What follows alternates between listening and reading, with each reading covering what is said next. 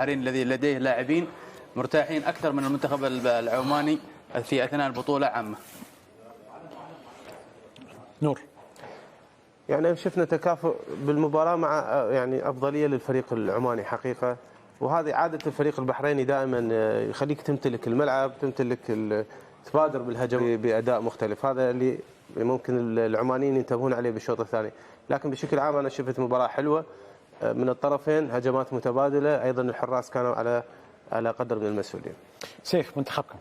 منتخبنا يعني أدى مباراة يمكن من أجمل الأشواط تكتيكيا، نتكلم كعطاء وإمكانيات واللاعبين، ويمكن ما في كان زحف هجومي منتظر كبير. يعني توقعت من خلال التشكيل اللي شفته انه راح يفعل كثير الاطراف بشكل كبير، لكن ما كان تلك الفاعليه الكبيره. يمكن البحرين ايضا يلعبوا باسلوب مثل ما ذكر نور، اتفق معاه.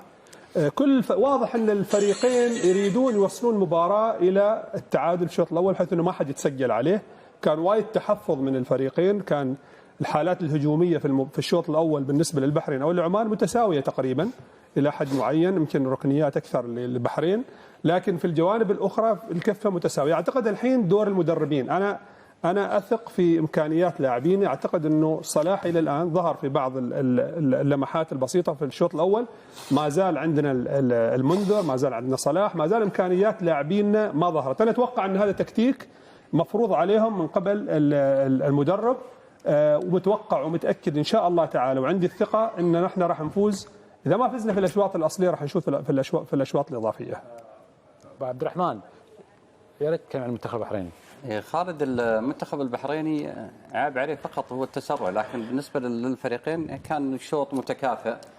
المنتخب البحريني يحتاج الى انه يمت الصبر ويكون اكثر هدوء ويتعامل على وقت المباراه، لا يحاول انه يعني يندفع بشكل غير متوازن، لا يستعجل ايضا في تسجيل هدف بشكل كبير، لانه المنتخب العماني حقيقه جالس يحضر بشكل تدريجي بكل هدوء، وجالس يجاري المنتخب البحريني بشكل اكبر رغم تفوق المنتخب البحريني في الحاله البدنيه بالنسبه للاعبين.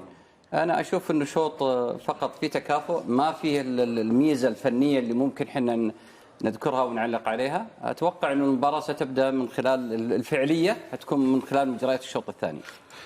مايد. يعني احنا شفنا شوط متوسط حقيقه، حذر في وسط الملعب. الفريق البحريني حقيقه وصل اكثر في الثلث الاخير، لكن متسرع وتسرع اقرب للانانيه عند بعض اللاعبين. حقيقه في انانيه عند بعض اللاعبين في الناحيه الهجوميه. لو يلعبون لعب جماعي ممكن يكون افضل لهم. حقيقه الفريق العماني دخل بعد 20 دقيقه المباراه، كان استحواذه جيد، تمريرات القصيره بينهم جيده. كان صالح اليحيائي حقيقه عجبني، لاعب تحت صلاح، نعم لاعب تحت المهاجم بشكل جيد، تجده في الجهه اليمنى والجهه اليسرى، هو اللي سير الكره في تحت المهاجمين. فالفريقين حتى الان يعني عندهم اكثر من هذا، لكن اعتقد تخوف من الخساره او انها مباراه خروج المغلوب عليهم حذر كثير، عكس مباراه قطر والعراق كانت مباراه مفتوحه اكثر من هاي المباراه. خالد.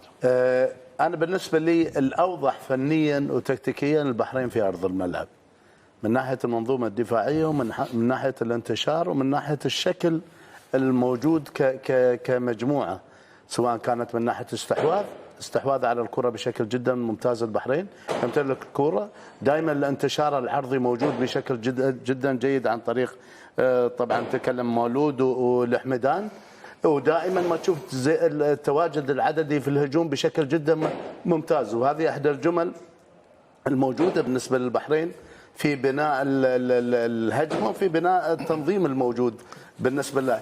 الشكل ماله التكتيكي شكل جدا جيد في ارض الملعب في جميع الخطوط، بعكس المنتخب العماني اللي يعتمد على الحلول الموجوده دائما. الكره لما تكون عند اليحيائي وفي الجهه اليمنى فقط، الجهه اليسرى لم تكن هناك اي فاعليه موجوده، كانت دائما العمليات الموجوده اللي يتكي عليها المنتخب العماني كانت في الجهه اليمنى، وكانت الحلول الفرديه اكثر منها من الجماعيه. الوصول الى المرمى يصل الى المرمى، لكن دائما ما تجد هناك نقص، بما انه هو عادة يلعب في الهجوم باثنين مهاجمين، عند الصبحي والعلوي المتواجدين في الأمام، لكن المساندة الموجودة من الخلف دائما قليلة، لأن اليحيائي هو من يلعب تحت المهاجمين، لكن التحرك الموجود بالنسبة له على أنه يلعب على الأطراف دائما ما تجد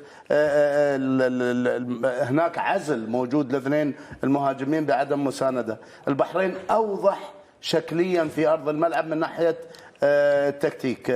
المباراة حلوة لأن الفريقين كانوا يبحثون عن تسجيل هدف، ما كان في لعب دفاعي، ما كان هناك في حذر واضح، ما كان في أي تخوف في الشوط الأول، وهذا شيء حلو. لكن أتوقع في الشوط الثاني بنشوف أداء.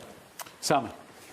طبعا بوجهة نظر انه شوط متكافئ من الفريقين، شوط متوسط المستوى. احنا كنا ننتظر ان شوط يكون فيه اهداف، شوط يكون فيه مبادرات، لكن اعتقد ان الكل اكتفى بالتعادل بالشوط الاول. اتوقع ان المباراه راح تبتدي بالشوط الثاني، راح يكون فيها احداث كثيره. كل ما يطوف الوقت انا اتوقع من صالح المنتخب العماني، لان المنتخب البحريني عليه ضغط ازيد انه يفوز، لانه كون المرشح الاول وصاحب اللقب لهذه البطوله، فاعتقد الضغط اللي راح يكون على المنتخب البحريني اكثر من الضغط اللي راح يكون على المنتخب العماني. فكل ما يطوف الوقت اعتقد انه من صالح المنتخب العماني. المنتخب العماني قاعد يخاف انه يبادر، قاعد اشوف انه حتى مبادراته قليله.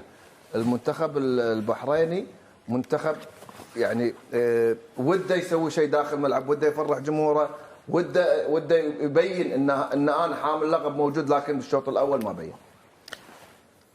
علي فهمي. مثل ما شفنا نحن هناك افضليه نسبيه بالنسبه للمنتخب البحريني في الشوط الاول، هناك المحاولات الهجوميه شفنا اكثر من تسديده على المرمى.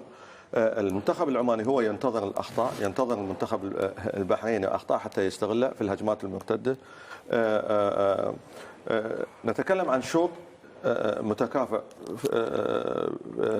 نسبيا، ولكن الافضليه بالنسبه للمنتخب البحريني راح تبين في الشوط الثاني على ما اعتقد، لان هناك يجب ان يكون فريق فايز في النهايه. فالمبادرات او الهجوم البحريني كانت هناك جمل عن طريق خط الوسط، في الثلث الأخير يبتدي باللعب على الأطراف وينتظر المدافعين